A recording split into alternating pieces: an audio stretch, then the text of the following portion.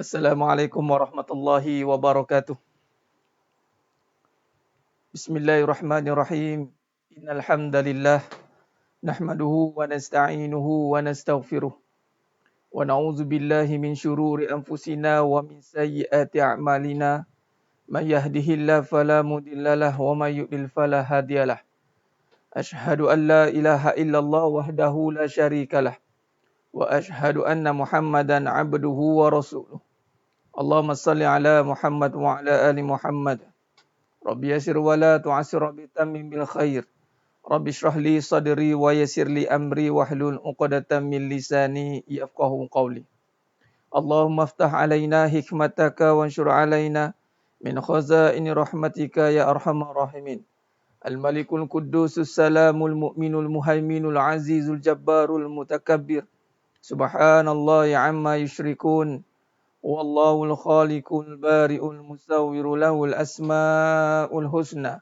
Yusabbihu lahu ma fis samawati wal ardh wa huwal azizul hakim. Wala hawla wala quwwata illa billahil aliyyil azim. Wala manja minallah illa ilaih. Amma ba'du. Sidang jemaah yang dirahmati Allah Subhanahu wa taala, mudah-mudahan kita semua tergolong dalam golongan hamba-hambanya yang benar-benar bersyukur. Amin ya rabbal alamin. Untuk memberkati lagi majlis ilmu kita pada malam yang penuh barakah ini, kita mulakan dengan Ummul Kitab Al-Fatihah. Bismillahirrahmanirrahim. Alhamdulillahi Rabbil Alamin. Ar-Rahmanirrahim. Maliki Yawmiddin. Iyyaka na'budu wa iyyaka nasta'in. Ihdinas siratal mustaqim. صراط الذين أنعمت عليهم غير المغضوب عليهم ولا الضالين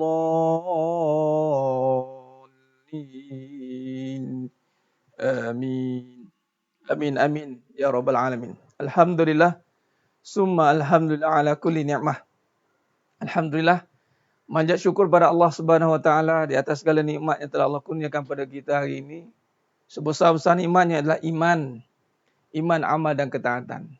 Dan alhamdulillah hari sekali kita berkumpul pada malam yang penuh barakah ni dalam pengajian online, kuliah online, hakikat kehidupan. Alhamdulillah, ahlan wa sahlan wa marhaban bikum kepada semua jemaah yang dah bersama dengan saya pada malam ini dan yang baru menyertai pengajian online hakikat kehidupan. Ahlan wa sahlan. Dan malam ni nampak gayanya cepat, nampak view-nya naik tu. Alhamdulillah, mungkin sebab tajuknya kot. Alhamdulillah. Poligami, tanda-tanda kekuasaan Allah. Sidang jemaah mata Allah SWT, adapun tajuk yang kita akan sambung pada malam ini adalah hasil daripada rentetan pengajian kajian hakikat kehidupan. Dia ada kronologi dia. Dalam syarah kita hakikat kehidupan ni ada je punya kronologi dia. Bukan tiba-tiba cerita bab poligami, tidak. Dia ada sebab kenapa tajuk ini dipilih. Dan dah tiba masanya untuk sampai pada malam ni syarahan berkenaan dengan tajuk ini. Dan tajuk ni sangat penting kerana dia melibatkan adakah kita benar-benar faham yang selama ini duk kita katakan melihat dengan kuasa Allah, melihat dengan kebesaran Allah, adakah kita faham ataupun kita buat-buat faham, sebenarnya tak faham pun. Jadi caranya adalah Allah akan uji. Itu dia. Allah akan uji kita. Allah akan uji dalam konteks kehidupan ini, adakah kita mampu menterjemahkan kembali dalam konteks melihat kebesaran Allah atau tidak. Itu yang kita nak syarahkan. Dan kenapa tajuk ni pula Ustaz, nak cerita ni poligami, tak ada tajuk lain ke? Memang tak ada tajuk lain, tajuk ni lah. Jadi sila duduk dan jangan lari. Sila duduk dan jangan lari. Dan tajuk ini bukan tajuk yang kita ambil sekerat-serat. Dan tajuk ini adalah ada rentetannya. Ada kaedah syarahannya.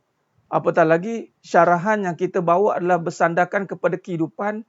Uslub ataupun usul perbincangannya adalah bersandarkan soft. Poligami ni furuk je, pecahan saja. Satu tajuk yang kecil saja. Dia bukan tajuk yang besar. Tapi manusia yang tidak faham, yang jauh daripada ilmu kebenaran, dia membesarkan perkara yang furuk. Menyebabkan kerana yang kecil inilah akan hancurnya perkara yang besar.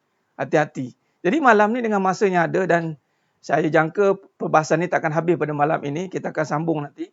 Sebab perbahasan ni panjang. Panjang lebar perbahasan dia. Ya, jadi sedang jemaah mata Allah Subhanahu Wa Taala. Makna yang dah ada kitab itu bersiap sedia dengan kitab yang ada Ada pen dan kertas, sila salin. Dan ini bukan sekadar kita nak dengar, kita nak tahu, sekadar nak tahu, ataupun sekadar aku dengar apa cerita malam ni. Aku dengar apa cerita malam ni. Dengan keadaan tak puas hati ke apa ke, buang jauh-jauh, betulkan niat. Kita nak belajar, nak didik diri kita ni dengan kefahaman. Nak didik dengan kefahaman. Berlakunya kekacauan, kekeliruan, pergaduhan, kehancuran, satu je sebab. Jahil. Itu je. Jahil dalam kita menelusuri ataupun kita mentafsir ataupun kita menterjemahkan kehidupan. Jahil kita. Jahil kita anggap ingatkan kita ni dah ada pengalaman hidup. Rupanya pengalaman hidup itulah sebenarnya menghancurkan kehidupan yang akan datang. Kalau belajar dengan pengalaman, dia tak nak belajar dengan kebenaran. Jadi pada malamnya penuh barakah ni, kita belajar dengan kebenaran. Kita belajar balik dengan ilmu yang benar. Tak ada berpihak ke mana-mana. Saya pun tidak berpihak pada lelaki dan perempuan, tidak. Saya berpihak pada kebenaran. Apa yang benar, kita akan tegakkan. Apa yang batil, kita akan hancurkan. Itu saja. Yang hak berkata yang hak. Kulil haq walau kana marran. Kulil haq walau kana marran. Berkata benar walaupun pahit, kata Nabi SAW. Alaikum bisidik, hendaklah kamu berkata benar. Maka ini tidak akan menyebelahi mana-mana pihak. Perbahasan kita pada malam ini tidak akan menyebelahi mana-mana pihak. Kita akan menyebelahi hanya kebenaran. Jadi mana yang nak disokong dan nak disokong ataupun nak bersama dengan perbahasan ini, maka kena duduk dalam kebenaran. Baik, sedang jemaah mata Allah Subhanahu Wa Taala. Sila duduk dan jangan lari. Benar Puan Atika Zuleka, kita boleh cakap siapalah kita yang tak tahu hati, tapi bila datang isunya tak puas hati juga kadang-kadang tu. Itu cerita dia. Kan bagus Puan Atika. Begitulah kita nak. Begitulah yang kita nak. Jadi pada malam yang penuh barakah ni, kita akan sambung kajian kita dalam poligami, tanda-tanda kekuasaan Allah. Sebelum itu, cuba kita lihat kronologinya. Kita buat murajaah. Sebelum ni kita bincang tajuk apa sidang jemaah mata Allah SWT. Kita bincang tentang diri menterjemahkan kekuasaan Allah. Sebelum ini tajuk yang kita bincang adalah diri menyatakan kebesaran Allah. Ingat tu. Interaktif Ustazah Zurina, interaktif. Ujung nanti bawa soalan macam biasa. Sekarang ni fokus dulu perbahasan kita dalam tempoh mungkin setengah jam awal ni, fokus dulu poin-poin yang nak disampaikan. Kemudian di hujung siaran bila saya kata soalan, baru kita bagi soalan. Fokus dulu macam biasa. Sebab kita tak nak ada distract, kita tak nak ada lontaran-lontaran dulu. Nak ujah hujung nanti. Nak ujah kita hujung nanti. InsyaAllah. Baik. Jadi sebelum ni, kita buat kronologi pengajian kita dulu. Sebelum ini kita berbincang tentang diri menyatakan kebesaran Allah. Ya ayyuhal muddassir kum fa'anzir wa rabbaka fakabir. Itu dalilnya. Setelah turun wahyu yang pertama, turun pada Nabi SAW, surah Al-Alaq ayat 1 hingga 5. Kemudian turun surah yang kedua, wahyu yang kedua itu Al-Mudassir 1 hingga 3. Apa peranan manusia ini? Apa peranan khalifah ini? Peranan khalifah adalah menjadi hamba Allah. Apa makna hamba Allah? Tunduk, patuh, taat kepada Allah SWT. Atau dalam kata kita lain, menyatakan kebesaran Allah melalui suruhannya dan meninggalkan larangannya. Itu kena jelas. Itu kena jelas. Makna kata di sini, dalam kuliah kita sebelum ini, kemarin, kita dah syarahkan bahawa diri kita ini zero. Tak ada apa. Tak ada apa yang nak dibanggakan. Tak ada apa yang nak dibesarkan. Tak ada apa yang nak dimuliakan. Asal kita daripada air mani yang hina, kemudian lemah pula itu, surah Yasin ayat 68, surah Sajadah ayat 8. Jadi bagaimana seorang yang lemah dan hina tiba-tiba nak mendabik dada di atas muka bumi ini dengan berjalan dengan kemuliaan dan kekuatan sendiri? Maka maknanya dia tidak faham. Maka sidang jemaah mata Allah Subhanahu Wa Taala. Maka di sini dalam perbahasan kita sidang jemaah mata Allah Subhanahu Wa Taala, maka di situlah kita nak mendalami daripada kaedah memahami tentang diri, menyatakan kebesaran Allah, maka masuklah perbahasan seterusnya dalam kehidupan menyatakan juga kebesaran Allah. Diri menyatakan kebesaran Allah, kehidupan juga menyatakan kebesaran Allah. Apakah kehidupan manusia yang akan menjadi tumpuan hangat dalam perbincangan? Itulah kehidupan alam rumah tangga. Dia. Kalau kita rujuk dalam surah Ar-Rum ayat 20, 21, 22, 23. Cuba kita lihat dulu. bagaimana perbahasan surah Ar-Rum ayat 20, 21, 22, 23. Kalau kita lihat di sini, baik. Kita tengok surah Ar-Rum ayat 20.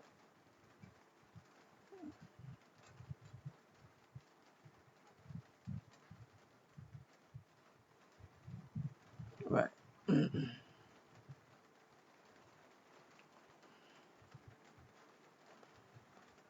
Saya nak kaitkan dulu perbahasan ni supaya jelas. Kenapa perbahasan ni dibincang? Kenapa kena bincang tajuk ni, Ustaz? Baik. Rujuk balik perbahasan kita, nota di skrin ni, di paparan ni dulu. Sebelum saya masukkan syarahan kita. Baik. Yang pertama kita lihat. Wa min ayati an khalaqakum min turab. Dan di antara tanda-tanda yang membuktikan kekuasaannya, menghidupkan kamu semula dari tanah. Nampak? Ini kita cerita dah sebelum ini. Dijadikan kita dari tanah. Itu satu. Kemudian, dalam perbahasan tanda-tanda. Ni cerita ni nak kaitkan ni. Kita nak cerita tanda-tanda kekuasaan Allah. Bukan kita nak tengok makhluk. Bukan nak cerita tentang orang ni. Kita nak cerita tentang kuasa Allah. Sebab tu perbahasan kita berbeza. Perbahasan ada orang cerita, tiba-tiba cerita poligami. Apa asas? Tiba-tiba cerita giliran tak betul. Tiba-tiba cerita tak adil. Tiba-tiba cerita ini tak boleh, Ustaz. Tiba-tiba cerita manusia ini lemah. Suami saya tak betul. Tiba-tiba je. Mana asas perbincangan? Tiba-tiba je dah bergaduh rumah tangga. Tiba-tiba dah pilih saya ke dia. Abang pilih salah satu. Nak ceraikan saya ke orang nak pilih dia. Tiba-tiba jumpa saya, Ustaz bagi tip poligami Ustaz macam mana? Tiba-tiba ni kenapa? Tak ada asas perbincangan ke? Nampak tak? Tak adalah. Tak pernah fikir pun. Kita sebenarnya tak terfikir pun nak cerita poligami. Malah perkahwinan pun langsung kita tak ambil tahu. Yang kita tahu kahwin nak ada apa. Hidup ni nak ada apa. Kita tahu ada-ada je nak kena ada harta, ada benda. Sibuk dengan membina kebendaan. Bukan mencari kebenaran. Akhirnya bila datang sesuatu ujian. Baru kita tergaba-gaba nak cari kebenaran. Kadang-kadang sampai kena hancur, berlebur, bercerai, berai, kena bergaduh. Sebab apa? Dia tak tahu usulnya perbincangan. Kita nak lihat tanda-tanda kekuasaan. Nak lihat tanda-tanda kekuasaan. Saya ulang lagi sekali. Nak lihat tanda-tanda kekuasaan. Bukan mencari kelemahan. Take note. Tanda-tanda kekuasaan. Nampak? Bila nak cari tanda-tanda kekuasaan, ada tak nas dalam Al-Quran? Ada. Ni. Dalam surah Ar-Rum ayat 20. Wa min ayatihi. Cuba tengok. Dan di antara tanda-tanda membuktikan kekuasaannya, Allah jadikan kita. Yang ini bermula dengan turab, min turab, daripada tanah. Yang ini bermula dengan Nabi Adam AS. Kemudian daripada air mani, daripada keturunan, maka jadilah kita hari ini. Kalau rujuk dalam surah An-Nisa ayat 1. Bertakwalah kepada Allah lah kata. Yang menjadikan kamu dari diri yang satu. Maka di sini kalau kita lihat. Apa kaitan tanda-tanda kuasa Allah ni? Pertama, kejadian manusia ini adalah termasuk di dalam kekuasaan Allah. Yang mana manusia Allah jadikan sebaik-baik kejadian. Laqad khalaqnal insana fi ahsani taqwim. Nah, maka semalam pun kita bincang tentang hak Allah. Bila tanda kuasa Allah, kita nak menunaikan hak Allah. Nak kena faham. Kita nak cari tanda-tanda kekuasaan Allah. Maka tidak cukup dengan itu Allah nyatakan dalam surah Ar-Rum ayat 21. Surah Ar-Rum ayat 21. Apa kata Allah? Cuba lihat. Wa min ayatihi an khalaqalakum min anfusikum azwaja. Nampak? Litaskunu ilaiha wa ja'ala bainakum mawaddatan wa rahmah. Dan di antara tanda-tanda yang membuktikan kekuasaannya dan rahmatnya, ia menciptakan kamu, wahai kaum lelaki, isteri-isteri dari jenis kamu yang sendiri. Maknanya perbahasan rumah tangga ni termasuk dalam tanda-tanda kuasa Allah. Tapi berapa ramai yang nampak tanda kuasa Allah dalam rumah tangga. Maknanya ini belum cerita kahwin lagi ni. Even dalam ayat ni pun sudah cerita ta'adud dah. Poligami. Azwaja, isteri-isteri. Maknanya, kalau kita lihat dalam surah Rum ayat 20, 21, 22, 20, 21, 22 dan 23, ini soal berbicara soal kekuasaan Allah semuanya. Dan rumah tangga termasuk di dalam perbincangan kekuasaan Allah. Sebab tu apa saja yang berkaitan tentang perbincangan rumah tangga, kita akan kaitkan dengan kuasa Allah. Sebab itu kita kena faham dulu uslub ataupun sandaran perbincangan kita. Sidang jemaah mata Allah SWT. Maknanya kalau kita boleh buat kesimpulan awal dulu. Kita tengok nota kita, saya buat kesimpulan awal dulu. Khair. Baik. Maknanya kita nak melihat tanda kekuasaan Allah. Baik. Tanda kekuasaan Allah ni wamin ayat. Wamin ayat. Ni antara ayat-ayat juga ni. Bila kata ayat-ayat ni, dia adalah tanda lah. Sebab tu kita kena ingat ayat-ayat alam. Kalimah-kalimah ni bukan hanya dalam mushaf saja. Tapi ayat-ayat alam. Nah, maka kalau lihat ayat-ayat ataupun wamin ayatihi.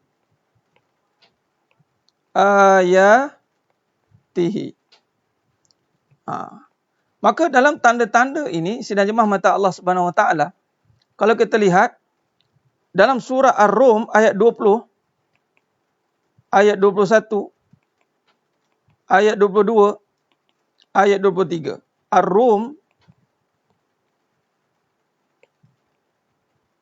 kita betulkan dulu usul perbahasan kita sebelum kita merapu-rapu nanti kan. Adanya soalan merapu keluar sekejap lagi.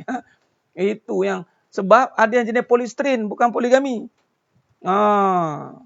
Dia tak tahu nak asas apa ni ustaz. Dia tak tahu. Saya pantanglah dengan bab-bab ni.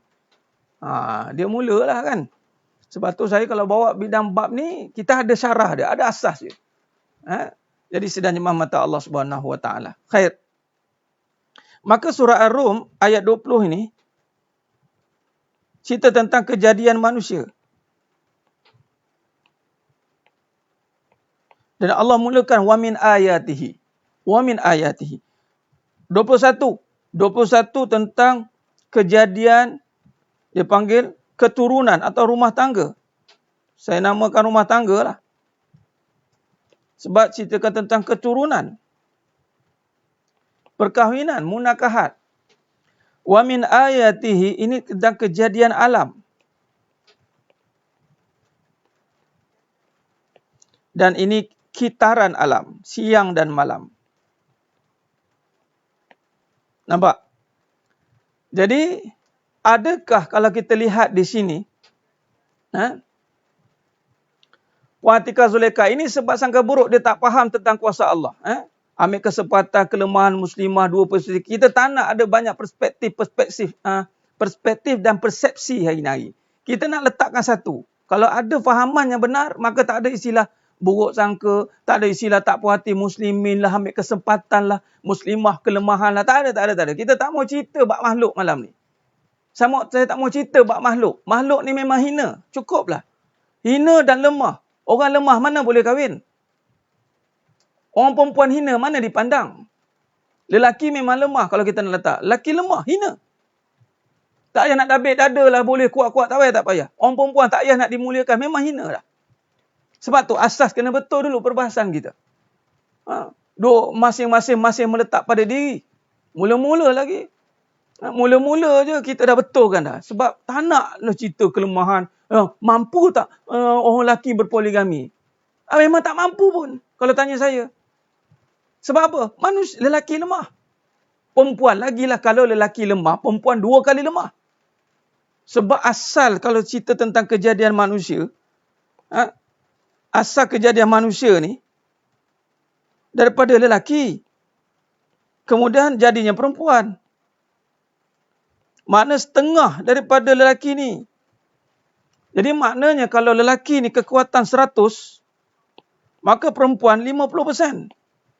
Ini 50 pun 100 dah bagi dia. Jadi kalau lelaki ni sifat dia lemah, perempuan 2 kali lemah lah. Nampak? 2 kali lemah. Jadi memang saya takkan cerita bab makhluk ni. Bak makhluk ni memang qalu ataj'alu fiha may yusidu fiha wa yasfiku dima. Orang perempuan jangan tanya kat orang dia, abang mampu tak, abang lemah tak? Memang lemah dah dia. Memang lemah. Apa tak kena saya ni abang? Hina ke saya? Memang awak hina pun. Tu orang perempuan. Memang hina pun. Orang perempuan tak payah nak rasa nak mulia pun sebab memang hina. Orang lelaki pun hina. Kalau lelaki hina, perempuan 2 kali hina. Kalau lelaki tu lemah, perempuan 2 kali lemah. Sebab itu bergaduh-gaduh. Duduk asas pada kehinaan dan kelemahan. Tetap lepas tu nak berbahas. Takkan jadi. Takkan jadi sebenarnya mata Allah SWT. Asas saja dah salah dah. Bila salah, perbahasan nak cari dapat kata kunci, tak dapat. Sebab tu kebanyakan yang saya lihat dalam polistrin ni, tak habis-habis menyalah. Tak habis-habis mencari kelemahan. Tak habis-habis. Saya tak jumpa lagi yang okeylah. Tak ada. Sebab asasnya mampu ke lelaki ni? Asasnya perempuan, tak cukup ke perempuan ni? Tak cukup dengan isteri yang seorang ni. Dah mulia, dah elok dah. Dah elok seorang dah pun menggatai anak 2 tu. Nampak tidak?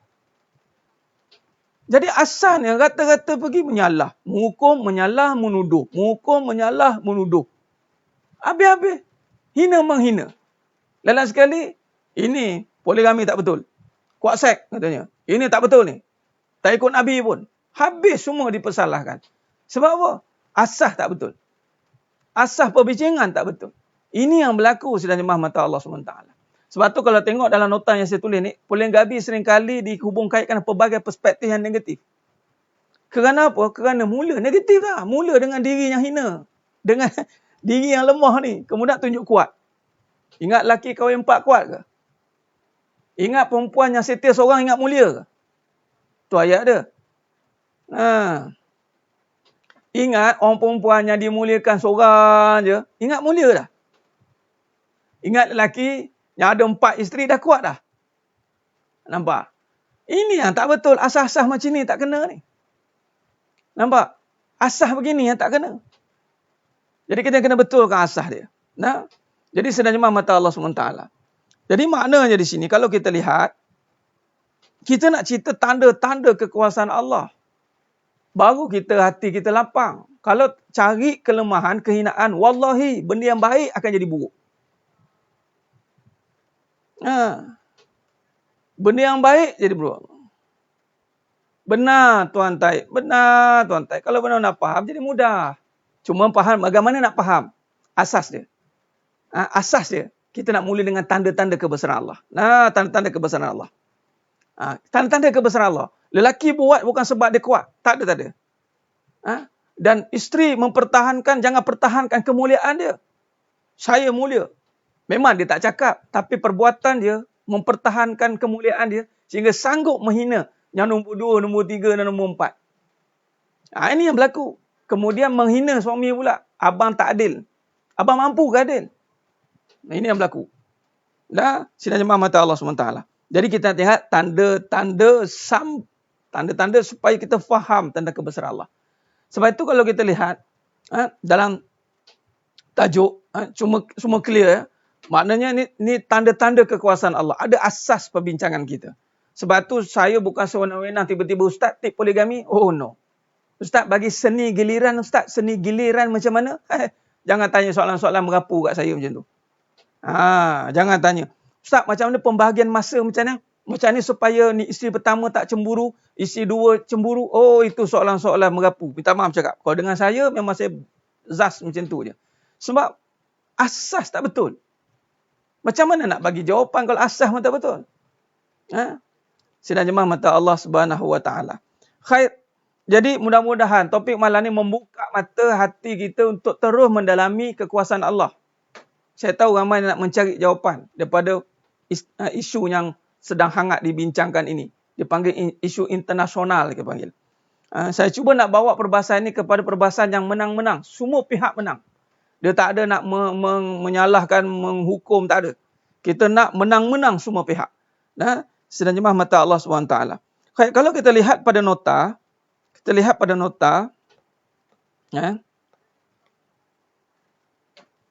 baik.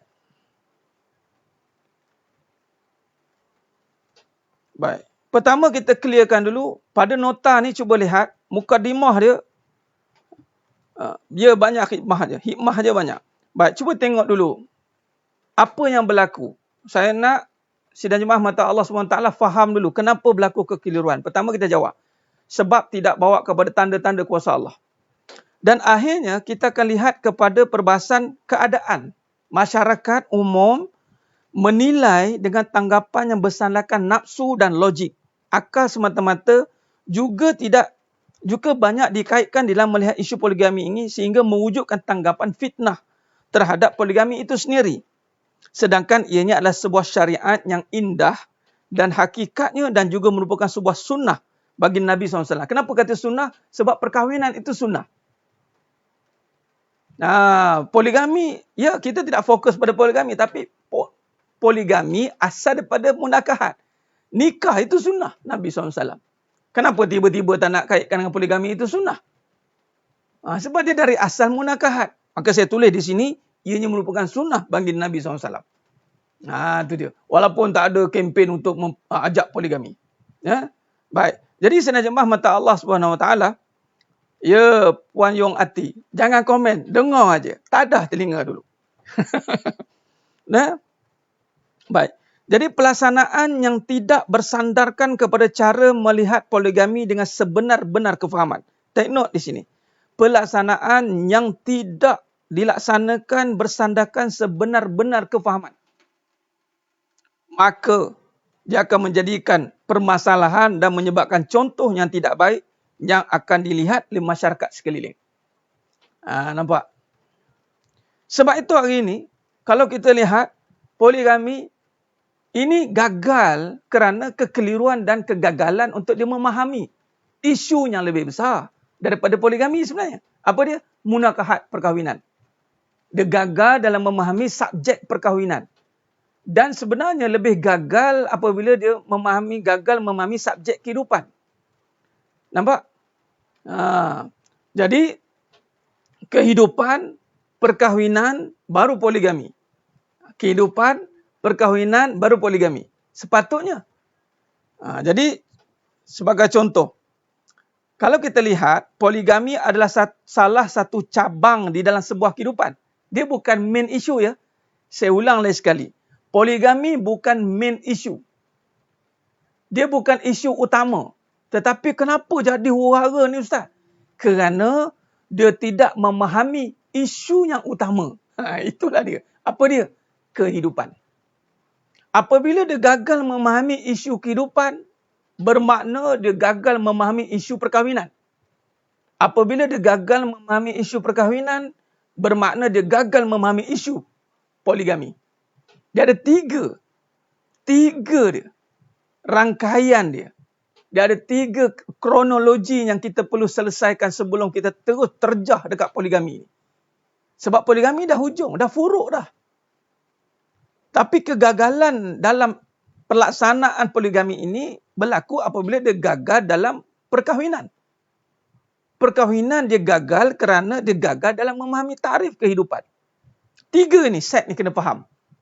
Dia tidak boleh main terus-terus serang poligami. Tak boleh.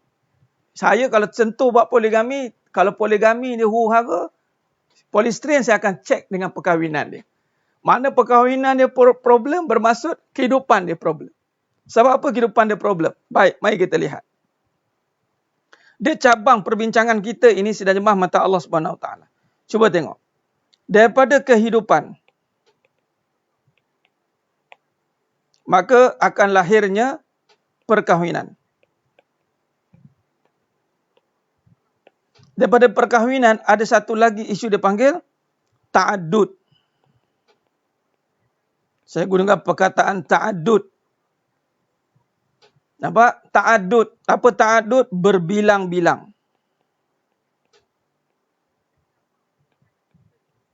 Berbilang-bilang. Ini cerita dia. Sidang jemaah mata Allah SWT. Baik, kehidupan. Asas utama kehidupan. Itu adalah akidah. Tauhid. Tauhid. Maka kalau asas perkahwinan, tauhid.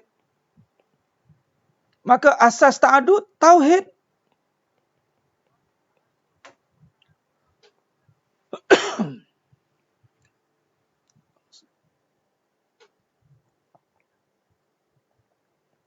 Alhamdulillah.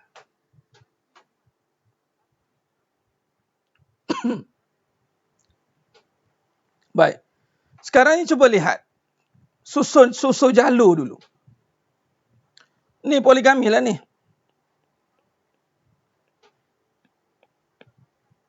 Kenapa asas kehidupan tu tauhid? Cuba rujuklah. Tadi surah Ar-Rum ayat 20. Wa min ayatihi, antara tanda-tanda kekuasaanku. Antara tanda-tanda kekuasaanku tauhid. Maka perkahwinan, iya tauhid juga. Perkahwinan pun tauhid. Apa dia tadi? Wa min ayatihi an khalaqalakum min anfusikum azwaja. Nah, litaskunu ilaiha. Itu tanda. Dia awal minor tu dari awal tadi dah serak suara. Nah, baik. Jadi sebenarnya mata Allah SWT nak ta'adud pula Ustaz. Ya. Fankihu masna wasulasa waruba. Kat mana key point surah An-Nisa itu? Sekiranya kamu tidak mampu berlaku adil. Adil cerita tentang apa? Tauhid. Adil cerita tentang akidah tauhid. Sebab apa tauhid? Sebab adil sifat Allah. Yang adil, yang maha mengadili. Baik sedang jemaah mata Allah Subhanahu Wa Taala. Maka di mana tanda-tanda kekuasaan Allah? Di mana tanda-tanda kekuasaan Allah di sini? Cuba lihat. Tanda-tanda kekuasaan Allah ni yang pertama, Allah jadikan manusia lelaki. Bila kata An-Nas, Allah jadikan anfusikum. Mari kita tengok, kita kaji. Anfusikum, bila kata anfusikum, mana dia ada juga An-Nas. Kalau An-Nas ni merujuk pada diri jasadi. Kalau anfusikum ini rujuk pada nafas, roh. Nampak? Dan kalau kita lihat daripada surah Rum ayat 20 tadi, daripada lelaki ini, maka dijadikan azwaja, isteri. Nampak tak? Lelaki, adakah isteri? Tidak. Isteri.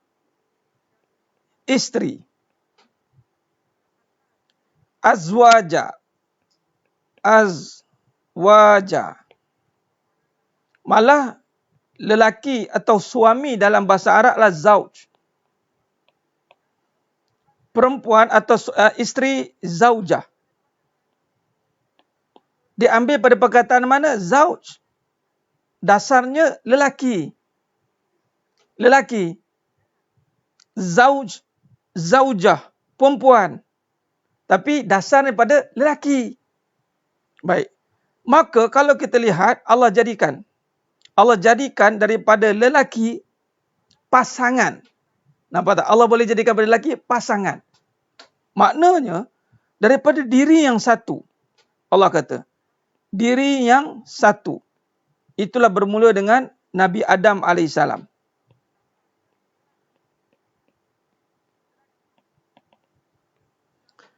Baik, bila kata Nabi Adam AS, ni kena faham benar-benar ni usul ni perbincangan tentang usuluddin. Nah, perhati baik-baik. Bila Nabi Adam AS, pada Nabi Adam AS ini min turab, daripada tanah, kemudian Allah jadikan Siti Hawa, isteri Nabi Adam AS, yang mana dari diri Nabi Adam. Kemudian dengan kuasa Allah, adanya zuriat keturunan. Daripada zuriat keturunan inilah, makanya lahirnya generasi-generasi. Yang ini dipanggil berbilang-bilang. Ini nikah. Ini kehidupan. Baik, saya nak tanya. Tang mana kata poligami yang kata yang tak bagi tu? Tang mana saya tak benarkan poligami, tak benar berbilang-bilang. Asal saja kita pada berbilang-bilang. Kalau kata berdua saja, Nabi Adam AS dengan Siti Hawa je. Kalau seorang saja, Nabi Adam saja. Itu pun Nabi Adam AS tidak seorang. Kerana asalnya itu bukan seorang. Tapi dah banyak dah kejadian yang lain. Dan yang tunggal hanya Allah. Nampak? Jadi makna dia di sini, kalau kita lihat, kekuasaan Allah Ta'ala daripada diri yang satu, kemudian Allah jadikan daripada Nabi Adam AS, Siti Hawa, nikah. Daripada pernikahan lahirnya zuriat. Daripada zuriat ini lahirnya keturunan-keturunan. Keturunan-keturunan. Dan ayat surah An-Nisa ayat 1. Surah An-Nisa ayat 1. Cuba tengok Allah kata apa. Cuba tengok surah An-Nisa ayat 1 Allah kata apa. Allah kata...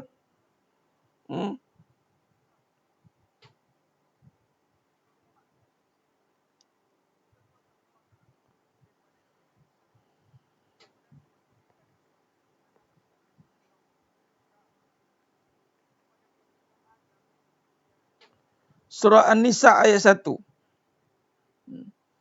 Surah An-Nisa ayat 1 cuba tengok.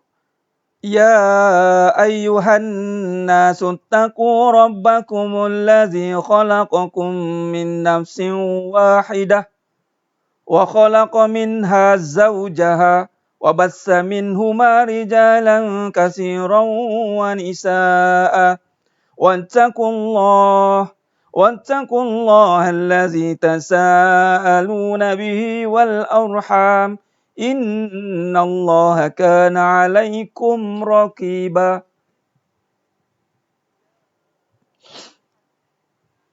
Maka wahai manusia, tengok kata Allah, bertakwalah. Takwa ni subjek apa? Subjek iman ke subjek apa? Iman, tauhid. Takwalah kepada kamu yang telah menjadikan kamu dari diri yang satu. Maka, tak adalah istilah sayanya satu-satunya. Tak boleh pakai dah. Dan yang menjadikan daripada Adam itu pasangannya, isterinya. Daripada Nabi Adam, isteri, wahai perempuan. Jangan duk kata anda independent lady. Saya berdiri sendiri, Ustaz.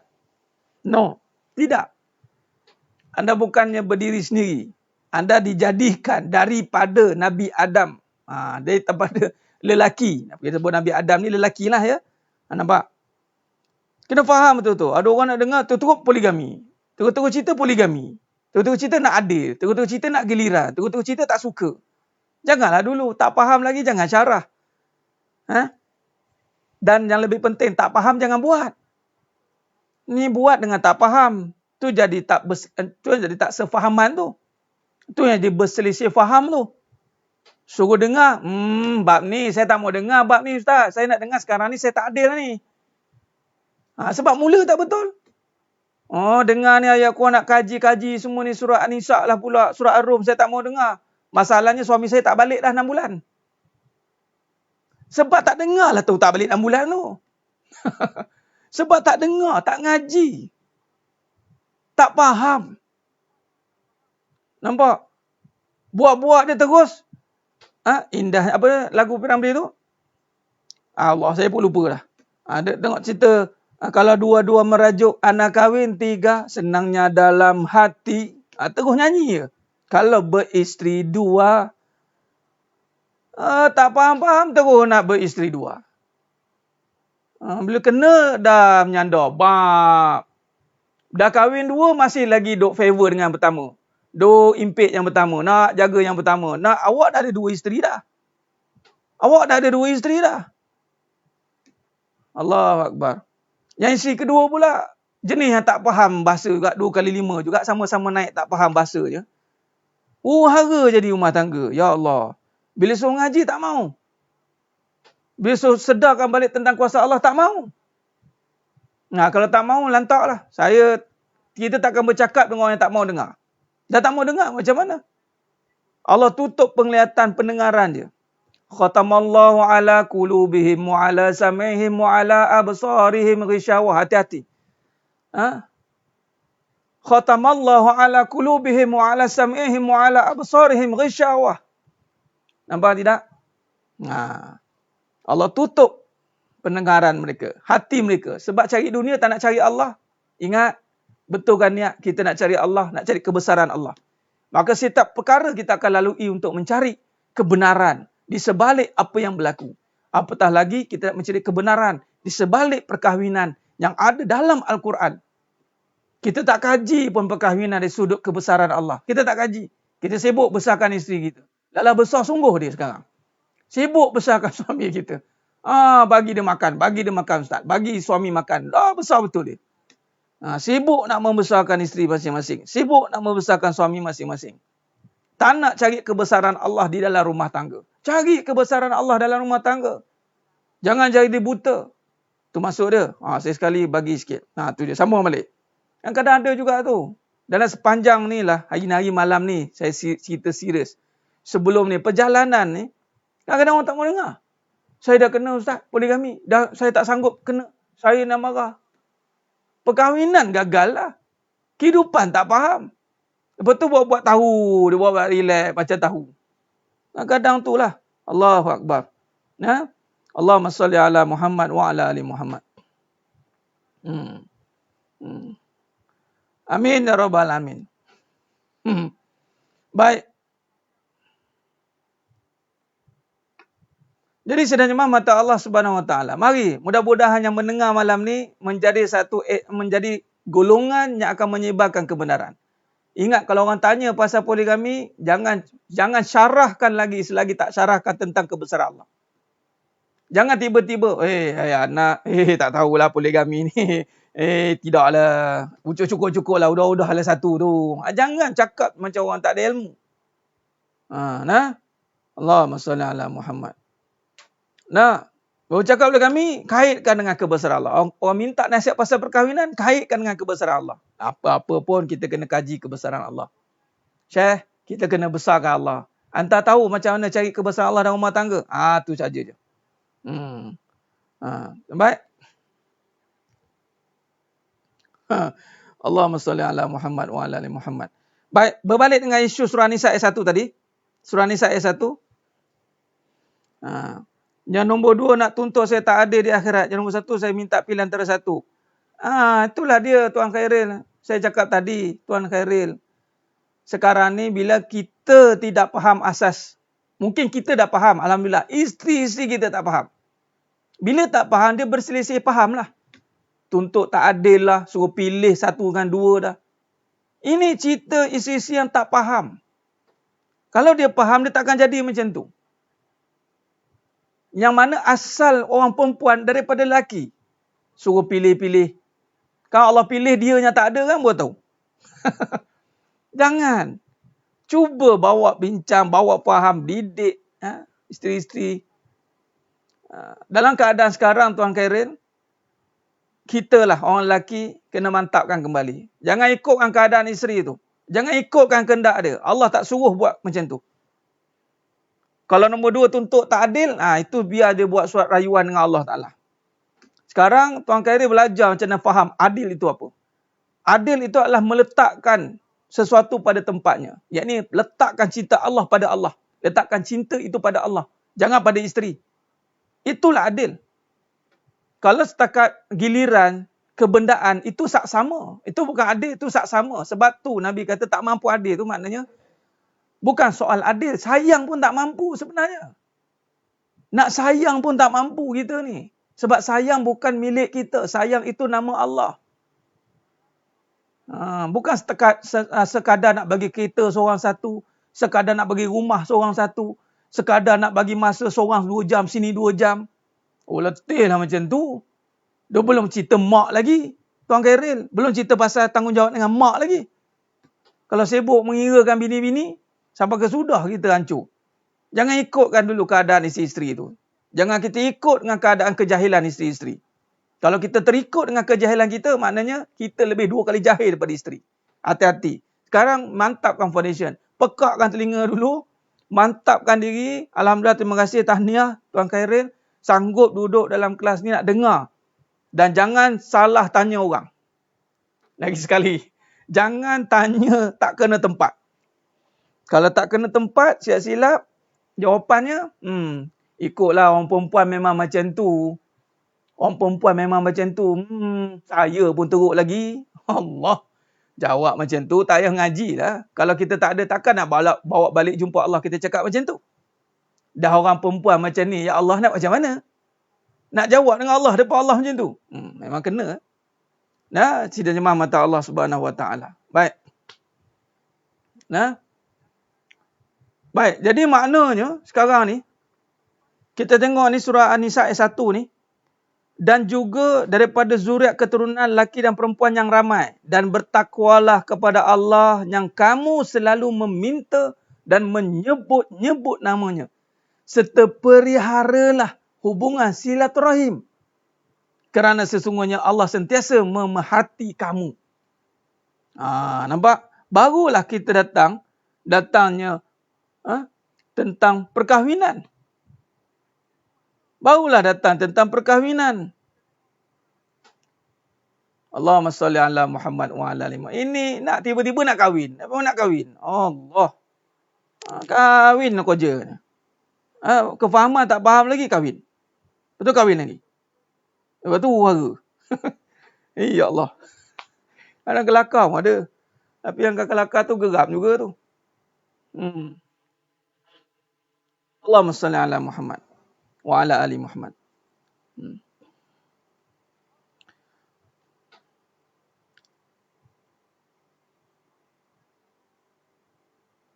Jadi sedang jemaah mata Allah Subhanahu Wa Taala.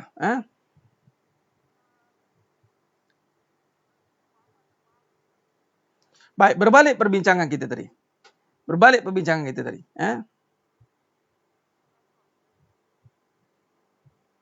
Benar. Puan Evelina Ellis. Betul. Baik. Maka di situ, kalau kita lihat balik, kita tengok nota kita balik. Saya sketch ni. Bila kita sketch balik, boleh tengok. Tengok. Tadi kekuasaan kan? Bila kekuasaan, cuba kita lihat. Daripada seorang lelaki ataupun lelaki, saya terus kepada tanda dia. Tengok. Daripada seorang lelaki, Allah jadikan isteri. Adakah satu? Tidak. Isteri. Adakah dua? Tidak. Isteri. Adakah tiga? Tidak. Isteri. Dalil tu dalam Quran. Masna wa sulasa wa ruba'. Masna dua terus. Dua. Sebab apa dua? Memang permulaan daripada cerita tentang kejadian tu dua dah. Masna wa sulasa wa ruba'. Masna wa sulasa wa ruba'. Kemudian ayat itu mengatakan kalau tidak mampu adil. Kalau tak mampu adil, satu je. Clear dulu. Apa maksud tak mampu adil? Maknanya kalau tak mampu meletakkan isteri ni pada Allah. Sebab nanti, kebanyakan nanti dia letak isteri pada lelaki. Saya, aku. Kalau macam tu tak payahlah. Cukup satu, Allah kata. Dua pun letak ke aku lagi. Tiga keakuan. Empat lagi kuat keakuan. Dia tak letak ke Allah. Suami tak ada kapasiti nak letak isteri pada Allah. Dia takut. Sebab tu ramai yang kahwin dia akan takut balik dengan isteri-isteri dia.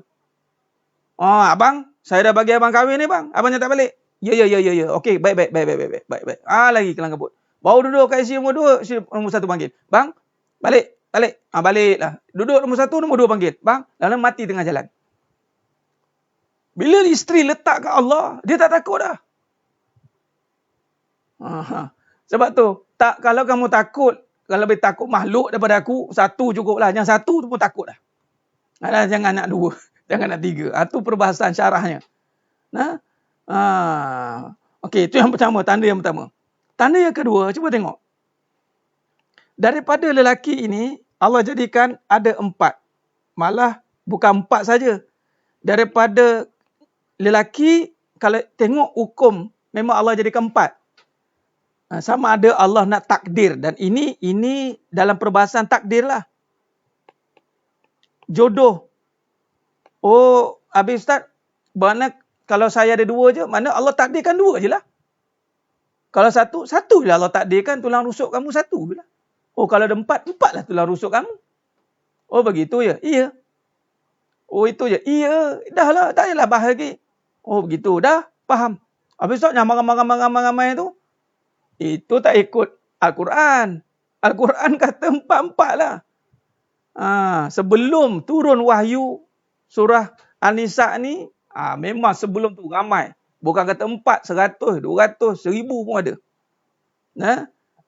Sidangnya mata Allah Subhanahu Wa Taala. Macam mana nak letak isteri dekat Allah? Main sini. Ni nak cerita lah ni. Saya tengah nak cerita nak letak isteri dekat Allah ni. Puan Nur Lela Memat Nurdin. Bila kata letak isteri dekat Allah, letakkan isteri dari kejadian lelaki. Itu masuk ke Allah. Maknanya asal-usul isteri tu. Bukannya semuanya dekat isteri. Apa-apa isteri. Sikit-sikit isteri. Apa-apa isteri. Kau tak ada isteri saya ni payah. Kalau letak pada Allah, balikkan balik isteri itu asal dari mana? Dari diri kita, dari diri suami. Bila dari diri suami, suami datang dari mana? Allah. Itu masuk balik pada Allah. Bila asal daripada, maka tidak boleh mengada-ngada lebih. Nampak? Tidak boleh. Nampak? Jadi maknanya, lelaki Allah berkuasa jadikan 4. Siapa yang berkuasa? Allah berkuasa. Begitu juga dengan isteri. Isteri, cuba tengok isteri. Isteri. Maka adat dalam rumah tangga daripada isteri akan mengambil, Allah akan angkat martabat menjadi ummi atau ibu. Hebatnya Allah Ta'ala menjadikan ummi ini mampu melahirkan zuriat. Bukan sebab ummi, sebab Allah. Allah bagi rahim pada ibu. Bukan soal, saya tak mampu nak lahirkan zuriat, mana saya tak ada. Bukan soal wanita. Soalnya Allah yang nakkan wanita melahirkan zuriat. Maka wanita-wanita yang tak mampu melahirkan zuriat, jangan sedih. Sebab ini kuasa Allah. Sama juga suami-suami yang tak mampu kahwin 2, 3, 4, jangan sedih. Ini kuasa Allah. Jangan sedih. Jadi kuasa Allah dari seorang isteri mampu melahirkan seorang anak, 2 orang anak, 3 orang anak, 4 orang anak, 5 orang anak. Kadang-kadang tu subhanallah daripada seorang ibu ada 12 orang anak. Masya Allah. Tabarakallah. Ada yang tak ada anak pun ada. Masya Allah. Tabarakallah. Apa maknanya? Maknanya seorang ibu mampu melahirkan keturunannya ramai. Seorang suami mampu mempunyai isteri yang ramai. Siapa yang bagi izin ramai-ramai tu? Allah. Maknanya, kalau daripada sudut perbincangan kita, daripada perkahwinan, lelaki, perempuan. Perempuan ada keturunan. Lelaki pula, perempuan pula boleh ramai. 1, 2, 3, 4. Keturunan pun boleh ramai. Nampak? Bila ramai, berbilang tidak? Berbilang. Soalan, kenapa berbilang? Kerana, ni yang kaitan yang akidah ni. Kerana yang tunggal hanya Allah Azza wa Jalla. Khalas, titik.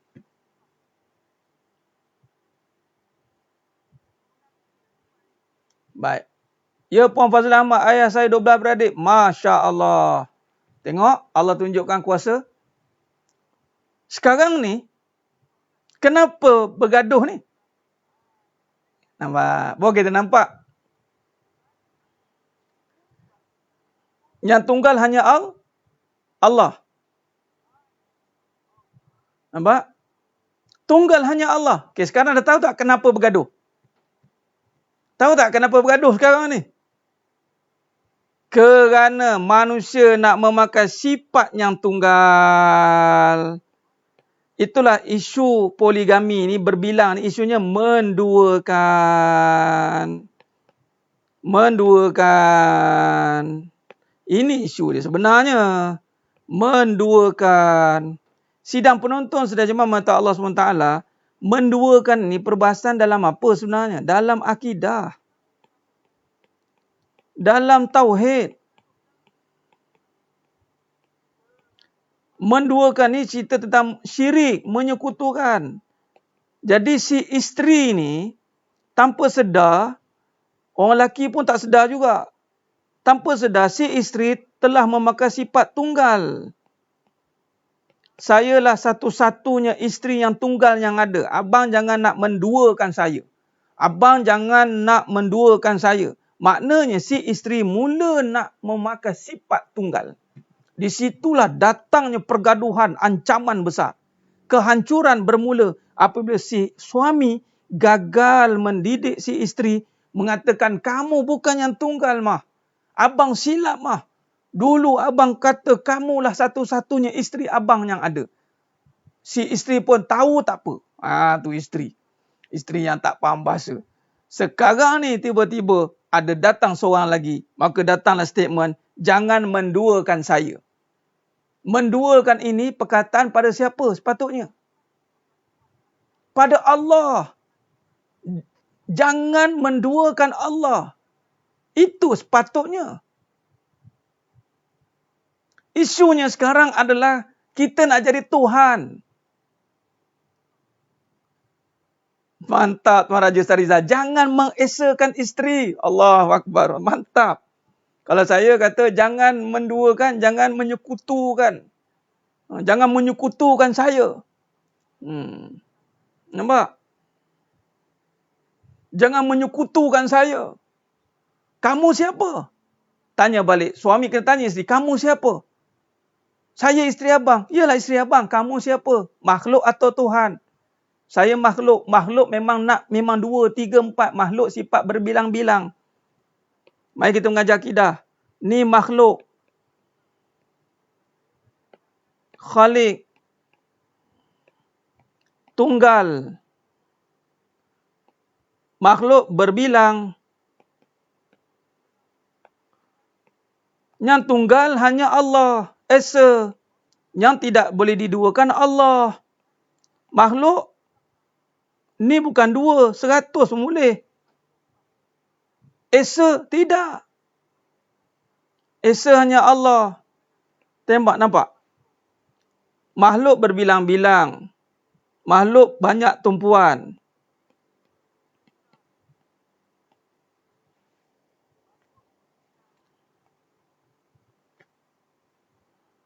Jangan takut menduakan isteri. Tu tagline je. Takutlah menduakan Allah. Ini kadang-kadang jadi isu. Jangan. Cukuplah satu. Cukuplah. Takut. Duakan isteri.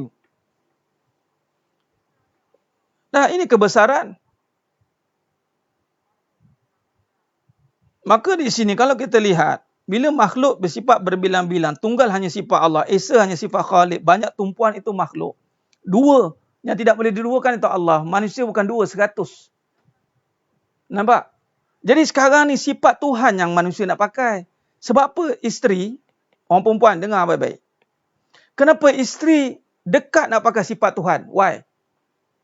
Kerana pada si isteri ada sifat yang Allah campakkan pada wanita. Yang tidak ada pada lelaki. Apa dia? Rahim. Kerana ada rahim inilah si isteri ada chances, kecenderungan untuk memiliki sifat ketuhanan. Dia nak menguasai itu ada. Ada pula sekarang ni duk viralkan video yang pendek tu. Dia buat apa? Law in life dia tulis. Tak tahu dah viral ke belum? Orang duk viralkan law in life. Kalau mother in law. Kalau father in law. Apa lagi law. Lepas tu kalau wife is law katanya. Wife lah law. Ada kadang-kadang buat begitu. Baik. Sidang jemaah mata Allah SWT. Bila isteri ada rahim inilah tempat lahirnya zuriat. Yang hanya ada pada wanita. Sebab tu wanita ni lebih dominan hidup dia pada seorang lelaki. Dan hebatnya Allah jadikan wanita tu juga, ingat zuriat daripada ibu. Lelaki tadi dilahirkan daripada seorang ibu. Di situ datang kebesaran bagi seorang isteri. Kerana dia ada title ibu tu. Dia ada dua title. Cuba tengok Dia ada title ibu, dia ada title isteri. Dua-dua ni nak dimuliakan. Betul tak? Isteri nak dimuliakan, ibu nak dimuliakan. Yang si ibu memang ada nas memuliakan ibu. Isteri, ada nas juga Ustaz, memuliakan isteri. Nabi buat. Nabi buat. Yalah. Masalah muliakan sebab apa? Sebab suruhan agama sepatutnya. Bukan nak dimuliakan takut isteri marah. Dia lain lah sebab makhluk. Bila ada dua kemuliaan duduk pada seorang, habislah kalau tak dimasukkan akidah hancur. Nampak?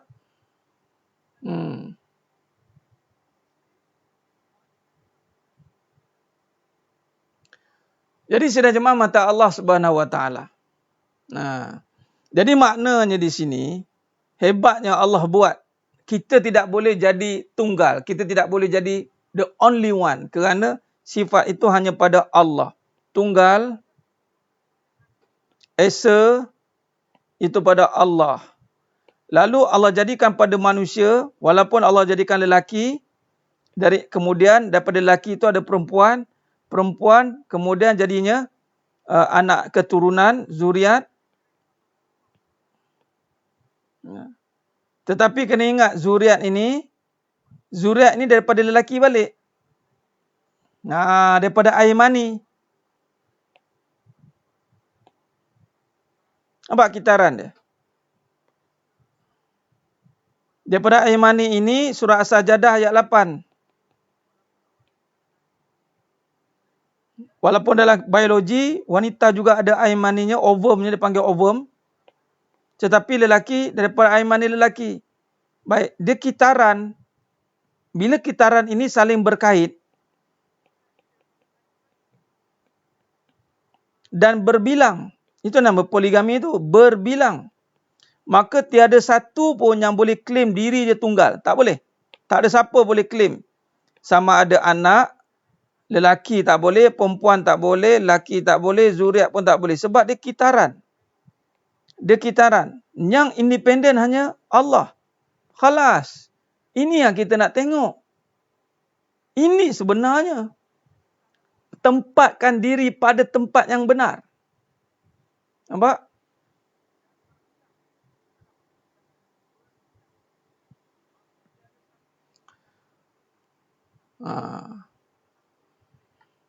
Benar.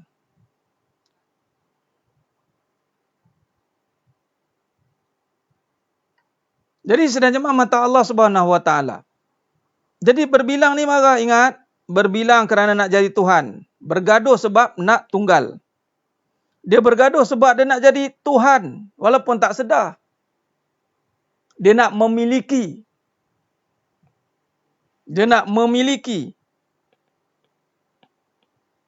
suami. Suami pula nak memiliki. Suami pula bergaduh je. Suami pula nak memiliki isteri. 2 kali 5 lah ni. Memiliki isteri. Masing-masing nak pegang sifat Tuhan. Masing-masing memiliki seorang isteri. Isteri nak memiliki suami. Suami nak memiliki isteri. Memiliki, ini sifat Allah. Manusia kalau pakai sifat Allah, hancurlah. Manusia kalau nak pakai sifat Allah, silakan. Tengok kehancuran akan berlaku depan mata. Kalau nak rasa kehancuran, silakan. Tengok sekali. Suami nak memiliki isteri. Saya nak memiliki isteri. Ni hak saya. Orang perempuan ni tak payah dengar kata dia. Biar buat diam-diam. Kita buat sembunyi-sembunyi. Tak perlukan izin isteri pun. Kita buat diam-diam. Yang penting ada isteri. Tengok sekali.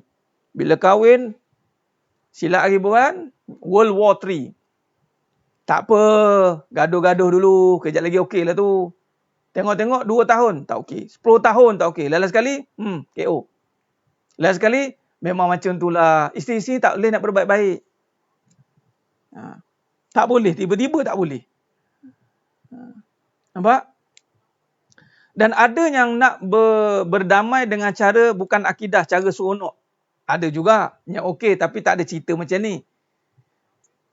Adapun itu kita bimbang tidak diterima oleh Allah SWT. Sebab Allah nak tengok kebesaran. Nampak tak kebesaran Allah? Syarahkan mengikut uslub ataupun kaedah kebesaran Allah. Nampak tidak? Gitu. Jadi sedang jemaah mata Allah SWT. Dan malam ni kita cerita asas. Besok baru kita cerita keadaan terjemahannya. Cerita buat tentang giliran macam mana sikit. Cerita tentang bagaimana mengendalikan ujian keimanan dan kepimpinan. Malam ni kita cerita tentang keimanan. Besok kita cerita tentang kepimpinan. Baik, sidang jemaah mata Allah Subhanahu Wa Taala. Okey. Baik, kita buat ulang kaji balik. Sebab tu soalan tadi saya tanya, sejauh mana hidup kita nak memerlukan, sejauh mana kita hidup memerlukan Allah dalam semua keadaan dan keperluan, atau kita hanya melihat keadaan dan keperluan baru cari Allah. Jadi inilah tepuk dada tanya iman. Baik. Sidang jemaah mata Allah Subhanahu Wa Taala. Bab malam ni kita perbetulkan keimanan kita tentang perkara ni. Tengok tu slide pun pusing-pusing kat belakang. Nak menceritakan perkara ni. Allahumma salli ala Muhammad wa ala ali Muhammad. Mudah-mudahan yang menonton ni lah. Dan 300 lebih ni istiqamah menonton. Jangan lepas ni tajuk ni dah tak tonton pula. Poligami dah, seronok dah. Jangan, sebab ada lagi syarahnya. Panjang lagi cerita kita ni. Bukannya main sekat-sekerat ngaji. Tak jadi. Baik. Kita buat ulang kaji lagi sekali murajaah sebelum saya habiskan tajuk ni. Kau apa dah? Habis dah ni. Sebelah suku dah terlajak dah. Baik. Pertama kita faham, kita nak cerita tentang tanda-tanda kekuasaan Allah. Clear tu. Dan di antara tanda-tanda kekuasaan Allah, ada berbicara soal munakahat, perkahwinan. Ada ayat surah Ar-Rum ayat 21. Baik, daripada situlah kita lihat bagaimana Allah menjadikan manusia dari diri yang satu, kemudian dari tanah jadi pasangan. Dan pasangan ini juga bukan seorang tetapi pasangan-pasangan. Yang ini dipanggil isteri-isteri. Baik, bila kata isteri-isteri, kemudian disambungkan tentang bagaimana kita nak memahami kehidupan ini. Ya, apatah lagi cerita tentang ta'adud. Bilang ini sebenarnya di topik yang mana, Ustaz? Dia berbilang-bilang ini berbicara soal kehidupan. Dia mesti ada cerita tentang kehidupan, perkahwinan dan ta'adud. Tauhid, tauhid, tauhid. Kita faham tu. Maka sidang jemaah mata Allah SWT, bila kita faham balik tentang asas kehidupan, itu tauhid, akidah, maka di sini baru kita faham kenapa bergaduh ini, kerana kita nak memegang sifat yang salah.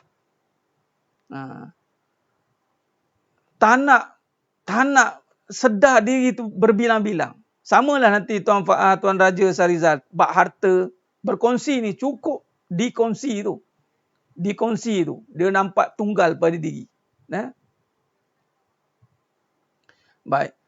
Jadi sedang jemaah mata Allah Subhanahu Wa Taala, maka di sini berbilang-bilang memang berlaku dalam kehidupan kita berbilang-bilang sebab daripada keturunan perkahwinan datangnya zuriat. Itu berbilang-bilang. Maka Allah jadikan juga lelaki berbilang-bilang. Lelaki, isteri, berbilang-bilang. Itu panggil ta'adud. Yang tunggal hanya Allah.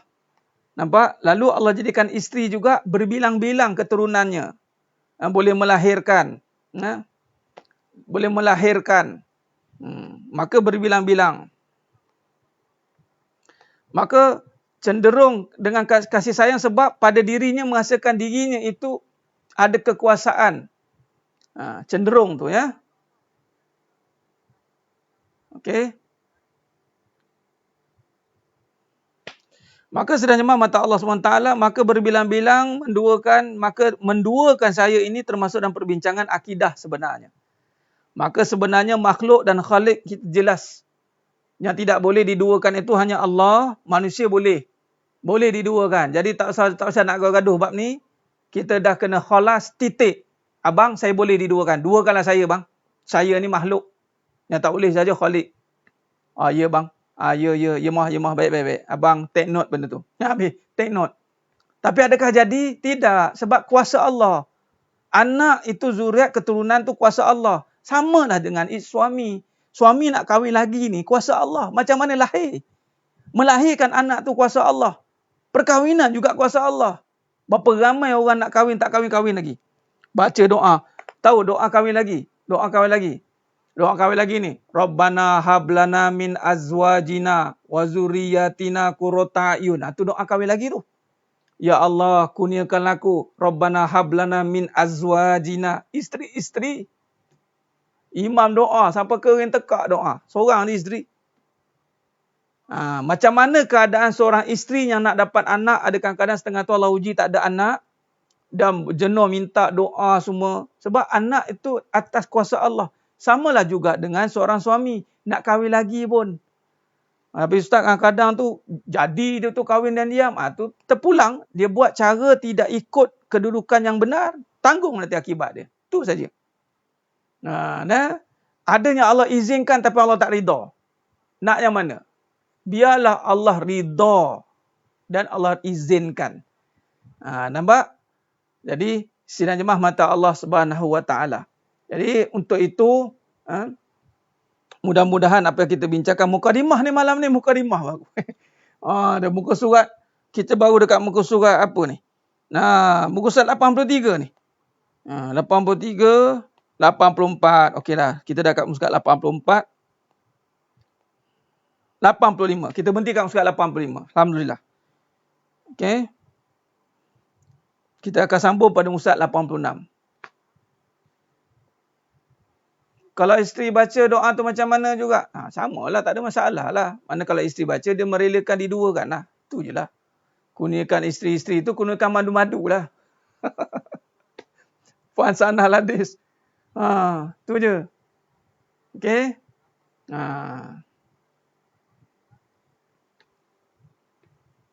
Okey, soalan. Last. Puan Sheila Hussein. Okey. Ustaz, isu ni ditakdirkan oleh Allah orang kahwin. Tapi orang tu tak amal surah darangan. Seorang suamilah bang kedudukan yang kena. Baik. Itu saya cakap tadi. Tak semua yang Allah izinkan berlaku, Allah ridha. Faham? Semua benda ditakdirkan berlaku. Itu bab takdir kena faham. La tataharraku zaratun biiznillah. Tak semua yang berlaku, itu dengan ridha Allah. Orang mencuri. Ditakdirkan berzina. Ya, Allah takdirkan, Allah izinkan. Tapi adakah zina itu dalam ridha Allah? Tidak. Mencuri. Ya, Allah takdirkan. Kalau Allah tak takdirkan, tak izinkan pencuri datang curi, maka tak jadi. Adakah curi itu Allah ridha? Tidak. Sama dengan perkahwinan tadi. Allah takdirkan dia boleh kahwin diam-diam. Pergi buat belakang-belakang, sembunyi-sembunyi. Sampai kadang-kadang tu kan baru tahu. Tak ikut pula nas suruhan Allah. Ya, Allah takdirkan, Allah izinkan. Tetapi adakah Allah ridha? Tidak. Bila Allah tak ridha, rumah tangga dia akan jadi huru-hara, caca merbah. Itu saja saya nak bagi tahu. Hidup dalam ketakutan. Awak kahwin dua, tapi hidup dalam ketakutan. Masih lagi hidup dalam terperangkap ketakutan. Bermakna kita bimbang Puan Sheila Hussein, dia kahwin Allah izin tetapi Allah tak ridha atas perkahwinan dia. Maka percaya atau tidak perkahwinan begini penuh dengan konflik. Tak percaya tengoklah. Itu dia. Adakah soalan khalifah tulis lebih? Ni soalan ke apa Puan Atikah Zulekha ni? Puan Atikah Zulekha, ni soalan ke apa? Kahwin lebih ni, saya nak tunjuk tadi ayat ni. Mari tengok sikit ayat ni. Baca surah An-Nisa sikit. Ni soalan, jawab sikit.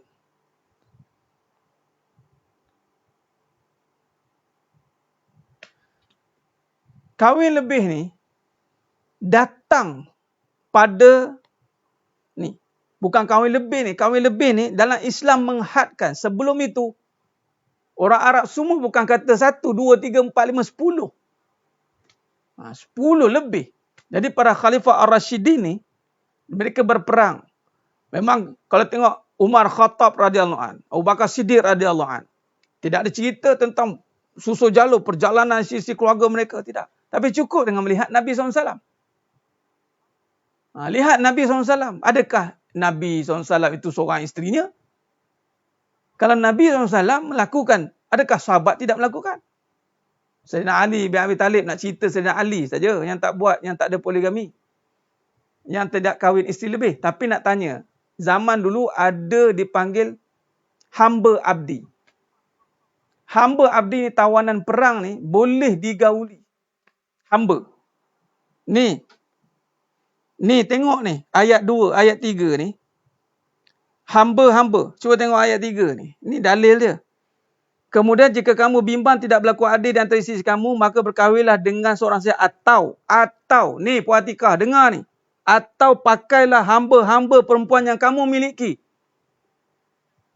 Kamu tak duduk zaman tu, tak faham situasi zaman itu. Kadang-kadang kita seorang di isteri. Isteri seorang, hamba 100. Nak cakap apa? Tengok rujuk ayat Quran. Pakailah hamba-hamba perempuan yang kamu miliki. Tu, tawanan perang. Memang isteri seorang, hamba ramai. Allah izinkan pakai. Hamba tarafnya isteri tapi tidak wajib dinafkahi.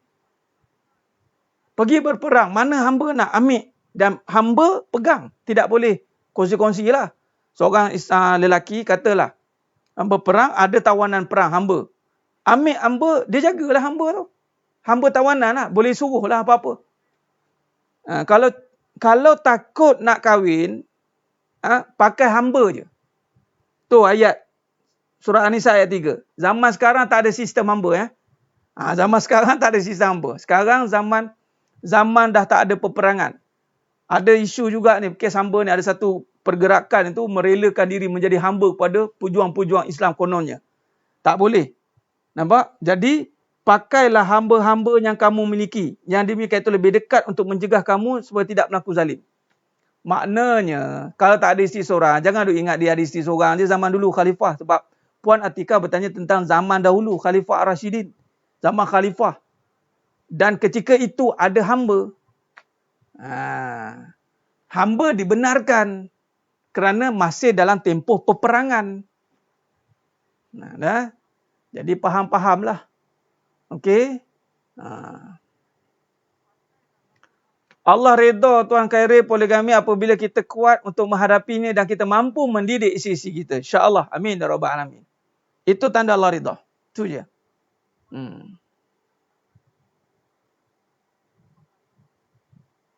Okey. Surah An-Nisa ayat 3. Puan Atikah.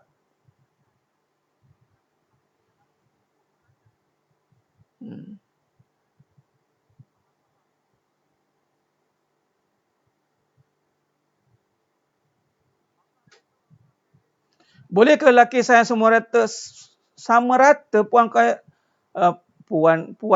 Khairul Wardah. Saya nak bagi soalan balik. Boleh sayang anak sama rata?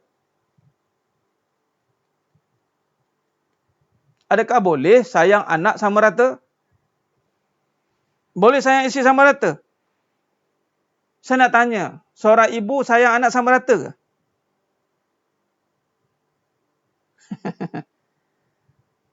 Allah Ta'ala sifat sayangnya meluas. Kalau sayang itu letak pada Allah, semua dapat kasih sayang. Kalau sayang tu duduk kat manusia, malah sayang pula diterjemahkan dengan harta, takkan jadi sama rata lah. Jadi soalan kena pada tempatnya. Tanya bab sayang, biar serah pada Allah. Makna pada Allah, tolonglah yakin dengan Allah. Sekiranya Allah boleh bagi anak tu 5, mana kita mampu menyayangi 5 orang anak.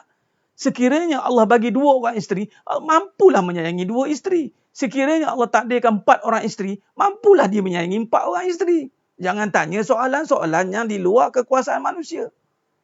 Itu saja. Habis.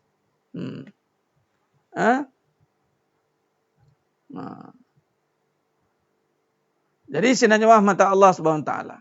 Benar, isu sekarang mantapkan kembali kepercayaan dan akidah. Percaya atau tidak? Kesimpulan kita pada malam pada barakah ini, melarat ni pukul 11.30 ni. Besok nak koja. Mana yang koja tu? Kesimpulannya adalah berlakunya krisis akidah sebenarnya. Krisis keyakinan dalam rumah tangga. Allah uji keyakinan itu dengan pasangan. Masing-masing ragu meragui. Akhirnya keraguan menyebabkan kehancuran dalam rumah tangga. Hati-hati. Sebenarnya isu adalah isu keraguan. Keraguan bermula kerana dangkalnya, ceteknya keimanan yang ada dalam jiwa. Menyebabkan Allah uji dan ragu datang. Bila ragu, datangnya konflik antara pasangan. Bila konflik pasangan, hancurlah hubungan itu. Itu saja jawapannya. Jadi seterjemah mata Allah Subhanahu Wa Taala. Okey. Oh, belum kahwin lagi. Oh, okey. Baik. Cik Khairul dah. Berebut kasih sayang. Berebut ni, mana tadi berebut jiwa ni. Binatang pun tak berebut, Puan Atikah. Berebut kasih, binatang pun tak berebut. Makna kalau manusia berebut kasih, teruk lagi pada binatang. Itu jawapan dia. Tak payah nak kata berebut kasih lah apa lah, tak ada. Binatang pun tak berebut kasih sayang. Tak berebut laki pun binatang. Kucing, tah mana-mana laki entah. Tengok-tengok dah ada dah. Saya nak semua 99%. Mintalah kat Allah. Tak payah tergedik-gedik dengan laki. Minta kat laki, tak dapat. Puan Atikah. Tak payah minta kat laki. Minta kat Allah. Kalau minta kat Allah, tak ada isu. Nak 99%. Yang 1% pun tak mampu nak bawa. Yang 1% pun tak mampu nak bawa. Okey? Jadi jangan ambil alih lah sifat Tuhan. Duduk balik hina dengan lemah. Duduk je lah mengaku. Tunduk dia diam-diam. Jangan banyak cerita. Okey? Allahumma salli ala Muhammad wa ala ali Muhammad. Okey? Nak banyak tapi ibadat tak banyak. Nak kasih sayang banyak. Tapi jawab banyak, soal banyak. Orang tak dapat lah. Orang yang nak banyak 99% ni, dia dah tak cakap banyak dah. Dia menerima je banyak. Dia tak minta banyak. Kalau nak 99%, bukan 99, 100 lah bagi. Jangan minta banyak. Terima je banyak. Tapi kalau nak minta banyak, ya Allah bagilah 99% kasih sayangmu. Memang tak dapat tu. Memang tak dapat. Spesies yang macam ni memang tak akan dapat kasih sayang. Dia duk pusing-pusing je lah. Pusing-pusing nak dapatkan suami turun pada langit. I am the only one. Dia duduk dengan keadaan itu je lah sampai bila-bila. Ramai je dia macam tu. Dia duduk dengan ketakutan dan kerja dia. Okey. Baik. Jadi sedang jemaah mata Allah SWT. Okey, cukuplah itu perbincangan kita pada malam penuh berkah ni. Ada isu-isu ni memang tak habis cerita. Okey. Tu belum cerita kisah-kisah lagi tu. Baik, Allahumma salli ala Muhammad wa ala ali Muhammad. Jadi saya rasa cukup setakat itu. Mohon maaf atas segala kekurangan, terkasar bicara, terkurang kata saya dan penyampaian. Mohon maaf. Nak jawab lagi nampak tu. Memanglah saya tak suruh ikut kucing. Kucing pun kata aku tak nak ikut aku. Kalau kita ikut kucing, kita lebih teruk daripada kucing. Allahumma salli ala Muhammad wa ala ali Muhammad. Okey. Baik, jadi cukup setakat itu. Terima kasih kepada semua yang sudi menonton dan menandah telinga pada malam ni untuk mencari kebenaran dalam isu yang sangat hangat sebenarnya untuk dibincangkan. Apapun tahniah dan syabas kerana masih berfikiran terbuka dan masih berlapang dada demi mencari kebenaran dan mencari redha Allah. Allahumma salli ala Muhammad wa ala ali Muhammad. Yang penting, kata kuncinya adalah kembali kepada kebesaran dan kekuasaan Allah untuk melihat tanda-tanda kebesaran Allah. Baik, saya cukup setakat itu. Kita berhenti kat muka 85 bagi kitab yang edisi lama, muka surat 68. Baik, kita akan sambung lagi perbincangan kita pada siri yang seterusnya. InsyaAllah besok apa-apa saya akan maklumkan. Baik, terima kasih. Masuk bab poligami meriah malam ni. Alhamdulillah. Jangan meriah bab poligami je. Jadi yang nak nonton ni janganlah nonton pilih kasih pula ya. Bab yang seronok, yang kena dia nonton. Yang tak kena tak nak. Janganlah. Kita biar jujur dengan ilmu lah. Biar kita jujur dengan Allah. Kita nak menuntut ilmu kerana Allah. Jadi semua ilmu yang berkaitan dengan kebenaran kita nak fahami dan selami. Agar biar kita benar-benar faham. Biar putus pengajian kita ini. Biar kita jelas. Supaya kita hidup tidak lagi dalam keraguan. Kita tak nak hidup dalam kekacauan. Terima kasih semua. Mohon maaf lagi sekali atas terkasar kata, terleza cakap. Yang mohon terasa tu, Alhamdulillah mohon terasa lah. Memang kita mengaji kena bagi terasa. Tetapi dengan tujuan adalah untuk kita perbetulkan diri kita, insya-Allah. Mohon maaf sekali, mudah-mudahan semuanya Allah berikan kefahaman, Allah bukakan pintu hatinya seluas-luasnya, Allah pilih untuk istiqamah dalam ketaatan, insya-Allah. Amin ya rabbal alamin. Dan dipilih kita semuanya dimasukkan dalam syurganya tanpa hisab. Amin ya rabbal alamin. Jadi cukup setakat itu. Aku qouli hadza wa astaghfirullah azim li wa lakum. Wa bila taufiq wal hidayah. Wassalamualaikum warahmatullahi wabarakatuh. Kita tangguh dengan tasbih kafarah dan suratul As. Subhanakallahumma wa bihamdik. Asyhadu an la ilaha illa anta astaghfiruka wa atubu. Bismillahirrahmanirrahim. Wal 'ashr innal insana lafi khusr illa alladziina aamanu wa 'amilus shalihaat wa tawassaw bil haqq wa tawassaw bis sabr. Wallahu a'lam bissawab. Takbir. Allahu akbar.